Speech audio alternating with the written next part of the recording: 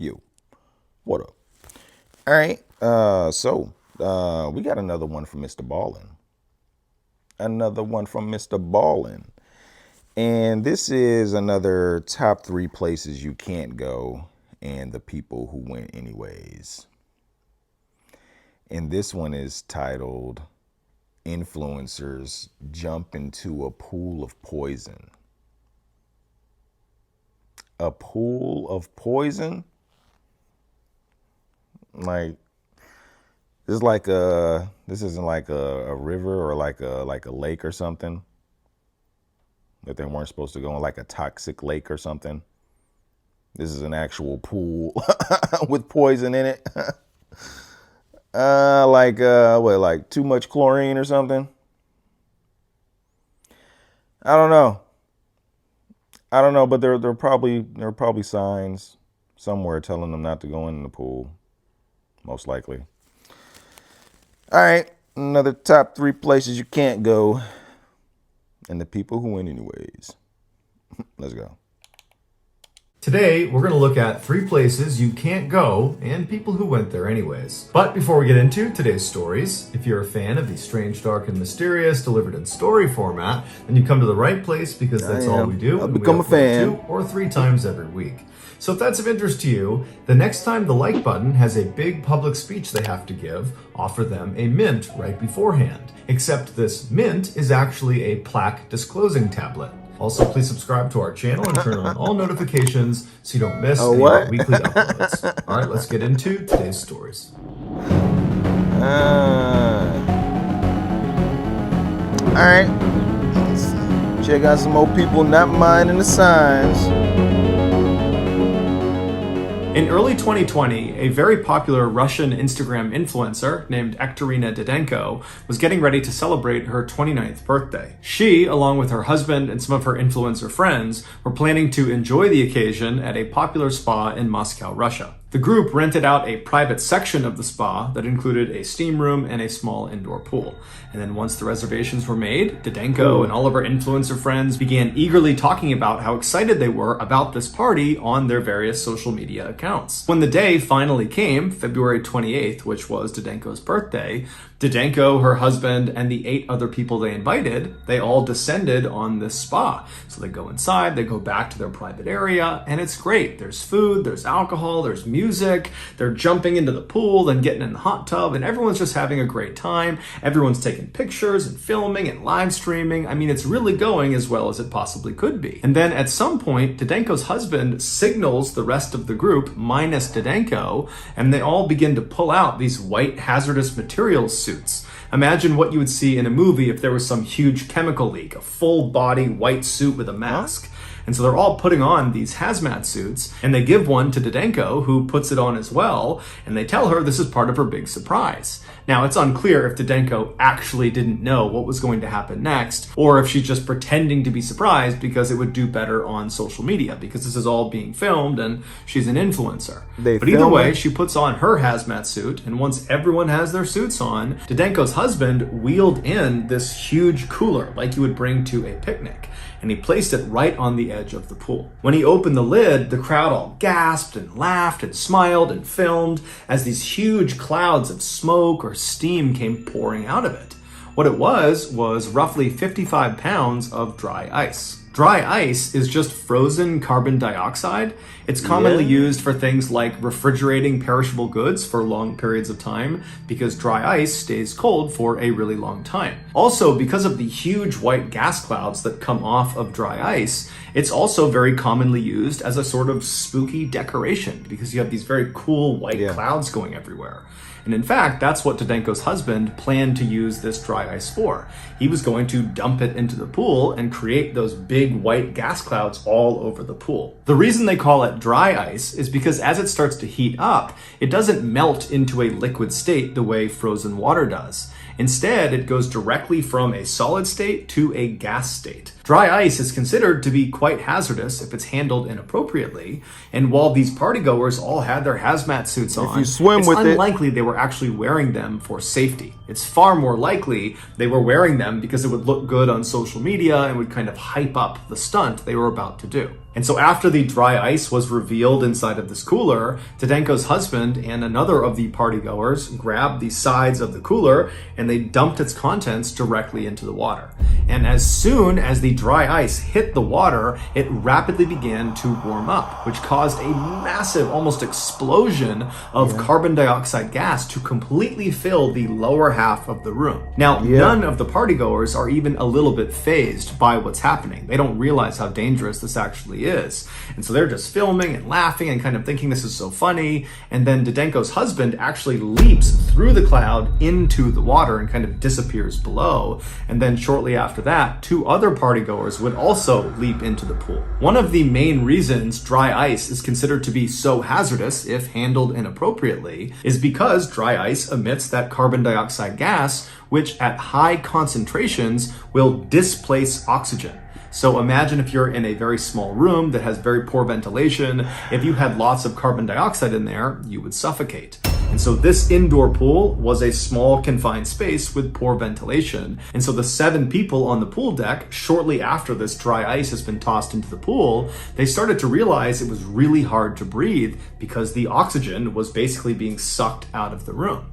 And so they were able to turn and actually run out of the pool deck before it was too late. Meanwhile, Didenko's husband and the other 2 people who leapt into the pool, when they came back to the surface, they breathed in thinking they would be breathing in oxygen, but instead they breathed in an entire lungful of carbon dioxide, which in addition to displacing oxygen at higher concentrations inside of confined spaces with poor ventilation, it is also poisonous at higher concentrations inside of confined spaces with poor ventilation. And so when the 3 of them surfaced, they breathed in this poisonous gas, which caused 2 of them to immediately pass out and then just die, while the third, Didenko's husband, he managed to stay conscious enough that he was able to climb barely out of the pool, and he tried to get to the door, but he couldn't get out in time. Eventually, he was pulled out and rushed to the hospital, but he would later die, not only from carbon dioxide poisoning, but also from having gone without oxygen for as long as he had.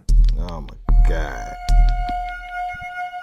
On Saturday, September 30th, 2017, a staff member at a North Wales country club noticed water leaking out of the bottom of an outside wall of one of their many bungalows. These bungalows, which were generally just vacation rentals, were single-story white structures situated up on this beautiful green hillside. The staff member, after seeing this leak, they just turn around and go back to the front office and they tell their boss about it, and then shortly after, 2 maintenance workers were sent out to check on this leak. And so these 2 workers, they go over to this bungalow and they knock on the front door. But after a while, when no one comes to the door, they pull out their master key and they begin to turn the lock. And as they do that, they yell out just in case, hey, we're here just to check on a leak. We have to come in. It's a potential emergency. And so they open up the door, they swing it open, and no one comes to the door. It's still silent. And they're looking into this property. And what they see is on the left, from their perspective, is a kitchen. And on their right is a living room. It was basically one big room that had been designated for 2 distinct functions. And so they yelled out again into this bungalow, hey, we're coming inside. We're just checking on this leak.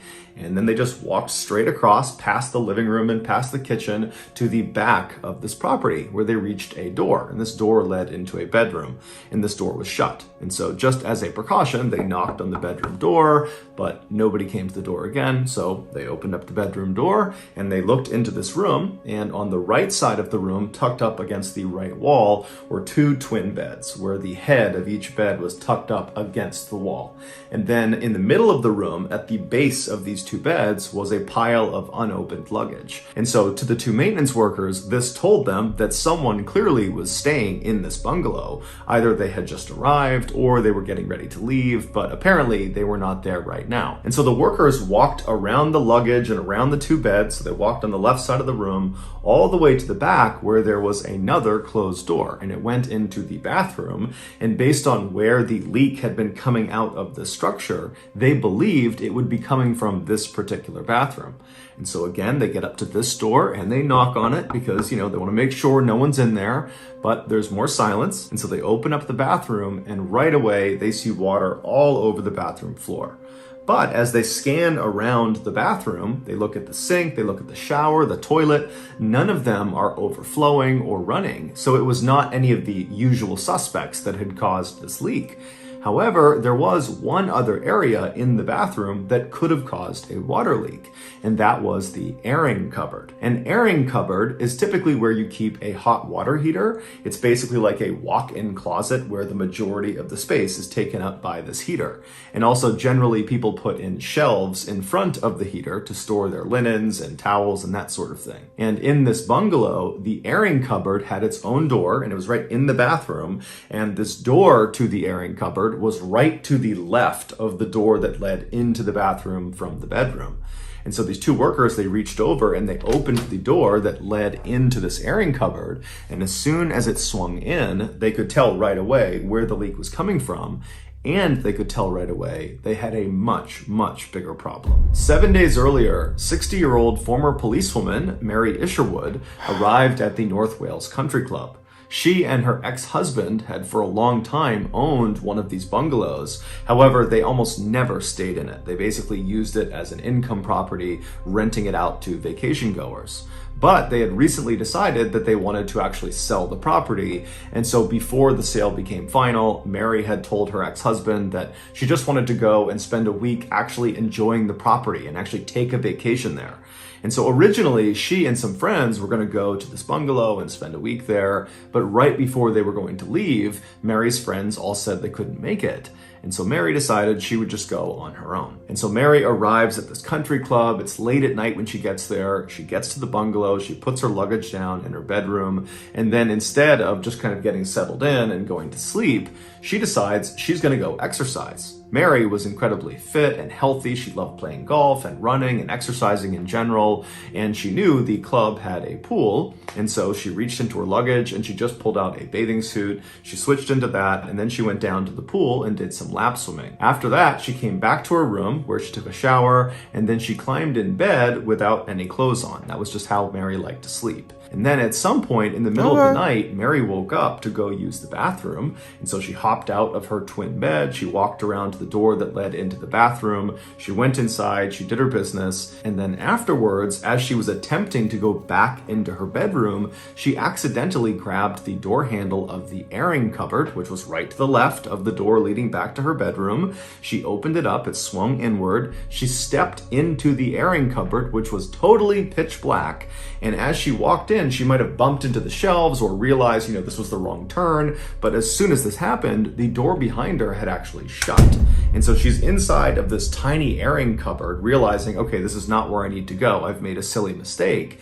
She turned around to grab the door handle to open the airing cupboard back up again. But when she grabbed the knob, it disintegrated in her hands. It broke into multiple parts and fell to the ground. Now, this space she is in is pitch black. She has no way of knowing which parts go where for this doorknob. And so by touch, she reached down and she grabbed all these pieces and she probably tried to put them together and put it back on this door to try to get it open, but she just couldn't do it. And so eventually, Mary would have realized this is a pretty serious situation. She was staying at this bungalow by herself and she was not expected to check out for another week. So no one was going to be checking on her. And without this doorknob, she could not open this closet door. It was a hard wooden door. The locking mechanism was solid. There was just no way to open it without this doorknob. And so Mary began banging on the door and screaming out for help, but her bungalow was not actually connected to any other structures. It was a standalone. And so her voice did not carry very far, and the banging sounds she was making, those also did not carry very far. And so no one heard her. And so after several hours, she's just standing in this closet, probably thinking to herself, how in the world did I get myself in this position? But after the initial shock of this totally bizarre situation she was in had worn off, she decided to act. And so she turned away from the door and she faced towards the back of this closet. She would have been face to face with a row of shelves, but she wouldn't have been able to see the shelves because it was totally dark. And then beyond the shelves, farther into this closet, was the actual hot water heater. There was no wall behind the shelves. Basically, there was a space behind the shelves where this heater was. And so Mary grabbed one of these shelves and she managed to break it off the wall. And then she turned around and used this piece of wood and tried to smash the door, but very quickly realized that was just going to do nothing. However, she began striking the wall right next to the door, and she realized she could break through the drywall. She was starting to kind of burrow a hole. And so maybe she thought to herself, if I can just build a hole big enough right next to the door, I can reach through the hole and maybe open this cupboard from the outside. And so she began using the shelf to smash this wall, and she's burrowing as fast as she can, but the progress must have been very, very slow because she decides she needs a different tool. So she turns back around, so she's facing the shelves again, and she breaks down a few more shelves to clear a path to get to the water heater. And then once she could step past the shelves, once there was a path, she got right in front of this water heater, and then by touch began feeling around for any pipes extending off of the heater. And when she found one, she got a good grip of it, and she began yanking and tugging on it until she managed to rip a piece of pipe off of the hot water heater. Now, as soon as she did that, she now had a pipe that was a far better tool for burrowing and creating this hole in the wall. However, as soon as that pipe broke off, cold water began leaking out of this hot water heater, the water that had not been heated yet. And it was being sprayed all over the inside of this cupboard. Now, this was a very small space, and so there was no way for Mary to get out from under this cold water. And so it was a shocking and probably very painful experience. But she now had her tool and figured, okay, this is awful, but I'll just use this tool, I'll burrow this hole, I'll get this cupboard open, and I'll get out of here. And so with the water raining down on her, Mary used her new piece of pipe and began digging and burrowing at that spot right next to the door. But after a while, probably several hours, she struck a brick wall. There was no way she could actually push through this wall and reach around and open the cupboard door. There was nothing she could do. It was a dead end. And so totally devastated and probably very exhausted from all the energy she used to burrow this hole, she stopped. She's still getting rained down on by all this freezing cold water. And instead of just totally giving up, she just turned and faced the wall that was leading into her bedroom. She began digging again, using this tool all over again to now dig a new hole on this other wall. Most likely hoping that she could literally burrow a hole big enough that she could actually crawl through into her bedroom and escape. And so after several more hours of digging as fast and as hard as she could, while also periodically banging on the door and screaming out for help, she did eventually push through into her bedroom. However, in a cruel twist of fate, when she did finally poke through this wall, there was no bricks in the way, she hit what felt like another dead end.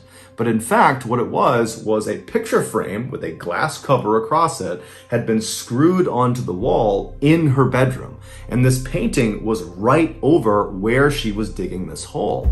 And so in her totally exhausted and panicked and saddened and scared state, she hits the back of this painting. And again, it's pitch black and she's feeling through the hole most likely, and she's touching this hard back of this painting. And she's realizing, oh my goodness, I've hit another dead end. There's nowhere for me to go. Even though in reality, she could have very easily just broken through that frame and then maybe made the hole a little bit bigger, and then she could have squeezed through it and escaped. But she didn't know that, and so she eventually just slouched to the ground and accepted her fate. 6 days later, when those two maintenance workers opened the airing cupboard door, they found Mary's body slumped up against the wall inside this closet. She had died of hypothermia. It would turn out other residents of the other bungalows nearby heard banging coming from this bungalow on Saturday night, the night that Mary actually got stuck. Yeah, I heard and it. then they also heard the banging the following morning, on Sunday morning. but none of the other residents reported it because they believed it was just construction or some other maintenance work. However, there was one couple staying in one of the nearby bungalows that thought there was something off about this banging, and they told each other if the banging persists past 5 p.m. on Sunday, so that's the day after Mary got stuck, this couple told each other that if it continues past 5 p.m., we'll report it. But as it happened, Mary stopped banging on the walls and yelling for help right around 5 p.m. on Sunday. And so this couple, right as they're getting ready to go tell the front desk, the banging stopped, and so they stopped worrying about it. It's unclear how long Mary survived after she stopped banging around 5 p.m. on Sunday. It could have been minutes, it could have been hours, it could have been days. Mary's family would ultimately sue the country club for negligence. However, the outcomes of this case have not been made public. That was an accident. On July 30th, 2013, 56-year-old Roger Miro grabbed a bag of trash from his apartment and then walked out into the hall. He turned right and walked down the hall until he reached the trash chute, which was right on the side of the wall. He opened it up. It was like a mailbox. He opened it up. He dropped his trash bag inside. He closed the trash chute and then walked back to his apartment. When he got back inside, he instinctively reached down to his right pocket to grab his cell phone, but it wasn't there. So he grabbed his left pocket, wasn't there either. He checked his back pockets, he's fishing around, and he realizes he doesn't have his phone. So he figures, okay, I must have put it down somewhere in my apartment. Now, Roger was legally blind, so it made looking for small things in his apartment quite difficult. Okay. But nonetheless, he began looking all over his apartment for his phone. He started in the kitchen, he looked all over the place, checked all the surfaces, no cell phone. He went to the living room, to the bedroom, to the bathroom, but there was no cell phone. And so Roger thought maybe when he walked to the trash chute, he might have dropped the phone in the hallway. And so he left his apartment, he turned right, and he walked along, retracing his footsteps all the way to the trash chute. But all along the way, there was no phone on the ground. And so as he's standing in front of the opening to this trash chute, he thinks to himself, maybe I accidentally put my phone in the trash bag that I have now just dropped down this trash chute. And so as Roger is standing there wondering what he's supposed to do, one of his neighbors walked out into the hall and looked down and saw Roger standing there kind of inquisitively looking at this opening to the trash chute. And they asked Roger, what's going on? And Roger explained the whole phone situation. And the neighbor said, well, hey, why don't you go down to the first floor and ask the manager if you can get the key to the trash room on the first floor where all the trash goes. And so Roger said, thank you very much. He turned and made his way to the elevator, and the neighbor went back inside of his apartment. Roger went down to the first floor. He went to the manager's office. He knocked on the door. And when the door opened, the manager was obviously very busy with something. And Roger would say, hey, I'm just looking to get into the trash room. I think I might have accidentally thrown my phone away. And I just want to have a look in the trash to see if I can find it. Now, this manager knew he was not allowed to let anybody who lived in the apartment complex go into that trash room on their own. It was a dangerous space. Don't let him. So the manager was supposed to go in there with them if they needed to go in and look around in the trash. He's legally blind. But right when Roger went up to the manager's office, the manager was waiting for a very important phone call and so couldn't really leave his office. But the manager kind of empathized with Roger and felt bad for him and said, okay, you know what? I'll just give you the key. You can go in there on your own and go looking for your cell phone. I hope you find it. And when you're done, just bring the key back here. And so Roger said, thank you very much. He took the key, he left the office, and he made his way down the hall to the trash room. And when he got there, he unlocked the lock and went inside. A few hours later, Roger's wife came home from work, and when she got to the apartment, Roger wasn't in there. She tried calling his cell phone, but he didn't pick up. And so she walked around the apartment hoping there would be some indication of where he might have gone, like a letter or something, but there was nothing. And so Roger's wife was really concerned about this because this was totally out of character for her husband to go out at night on his own. And so she, operating on a gut instinct, called the police and reported him missing. And so a few minutes later, 2 police officers show up at this apartment building. They go up to Roger's apartment, they speak to Roger's wife, and then they go into the hall and they knock on some doors of other neighbors in the area. And after speaking with them, one of the neighbors who had seen Roger earlier said, hey, he lost his phone, and the last I spoke to him, he was going to go down to the trash room to try to see if he could find his phone down there. And so the officers go down to the first floor, they go to the trash room, and they try the door, and it's unlocked. And when they open up the door and they look inside, right in the middle of this totally nondescript windowless room that basically looked like a basement, was this huge green dumpster. And above the green dumpster, high up on the ceiling, was this round opening. And that was the bottom of the trash chute. So when people like Roger and the other people who lived in this apartment building dropped their trash down their respective trash chute on each floor, the trash would come tumbling down and literally fall out of the ceiling into the dumpster. Now, this dumpster was unique. It was not like other dumpsters where the top was just wide open and anyone could lob a bag of trash in. No, this dumpster, only the left side of the dumpster had an opening for trash. The rest of the dumpster was completely welded shut. There was no way into it. And so on the left side, where this dumpster opened up to allow trash to come in, it was positioned right underneath that opening in the ceiling where the trash came tumbling down.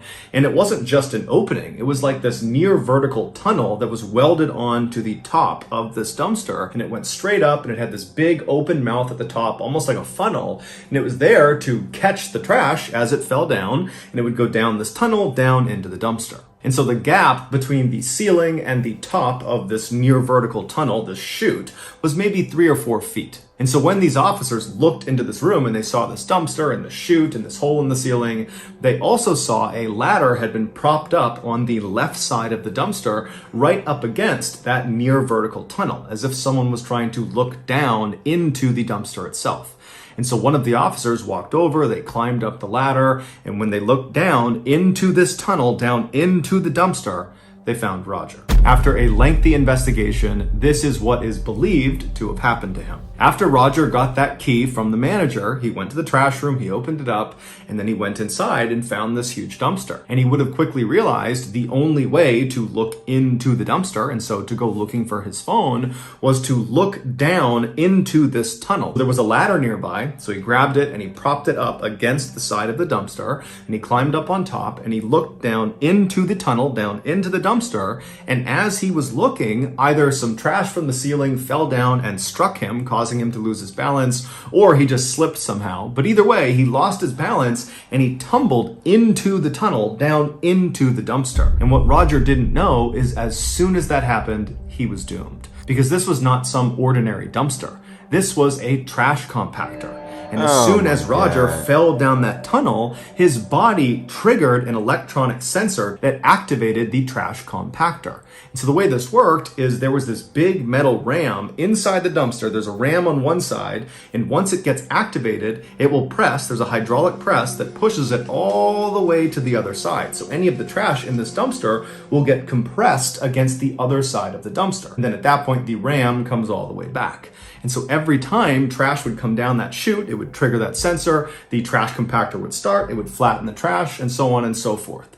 And so Roger has fallen down into the dumpster. He's triggered this compactor, but he's legally blind. He's probably dazed from the fall. And so by the time he realizes what's going on and he's kind of looking around, there is a hydraulic press bearing down on him. And so he probably tried to jump up the tunnel to try to escape the dumpster, but there was no ladder inside this tunnel and it was nearly vertical. So there was no way to climb up and out of it.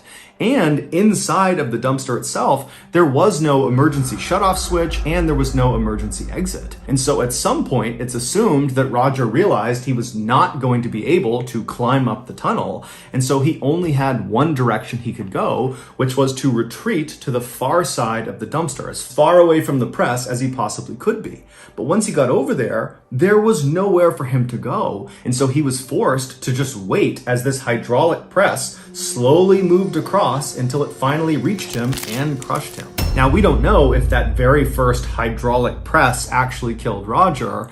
All we know is Roger was trapped inside of this dumpster for several hours, and over that period of time, more and more trash was dropped down the chute, activating the press over and over and over again. And so by the time the police actually looked down into the dumpster, they saw a part of Roger's body, and immediately they could tell there was nothing they could do. Roger was definitely deceased. Roger's wife would sue the manager of the apartment building as well as the company that owned the apartment building for their negligence, but the outcomes of that case have not been made public. So that's going to do it, guys. If you found the secret in today's episode, let us know in the comment section what it is.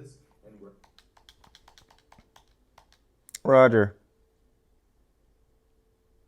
Roger. Time to get a new phone.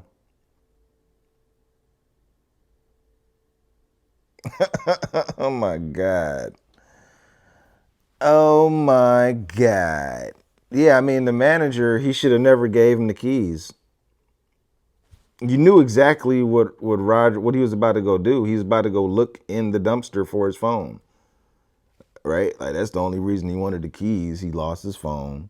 He thinks he dropped his phone down the chute. He was going to go look in the dumpster. And the risk is, the danger is, he's going to fall in the dumpster. That's why you're not allowed to go in there by yourself. That's like the only risk. You falling in the dumpster and getting trapped and getting pressed and crushed to death. So yeah, I would say that it was the manager's fault. If he would have went in there with him and he fell in, I'm guessing there's like some type of button you could press on the outside that would stop the machine and turn it off. I know there's nothing on the inside. I mean, shit, there's got to be something on the outside that the manager could have pressed. Or maybe like there's something, the manager probably could open something up or done something else to,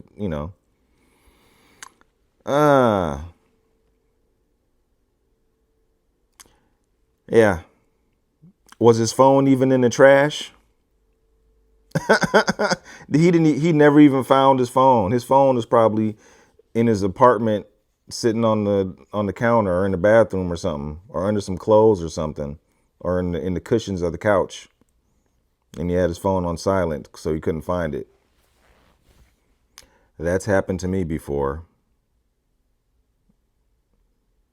And then not even the phone. Like I've thought I've thrown some shit away before. Like I've thought I've lost something and accidentally thrown it away, and then had to go, and look through some trash to find it, only to realize it's sitting over there on the table, whatever I was looking for. But yeah, in that situation, I think that I would be calling my phone provider to get me a replacement if you have that luxury of, if you got the insurance.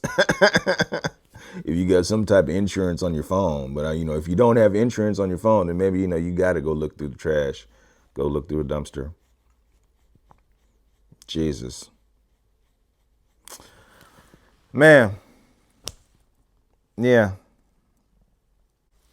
In the second story, my God, it was an accident. She just went in the wrong room. She went in the wrong room in the middle of the night. Tried to go out, tried to, leave the room, and the doorknob disintegrate. I mean, how the hell? And then there's no way to, that was probably like her way out, getting the doorknob in there and getting the doorknob turned. All she had to do was turn the latch for the doorknob. I imagine there was a way to, that's happened.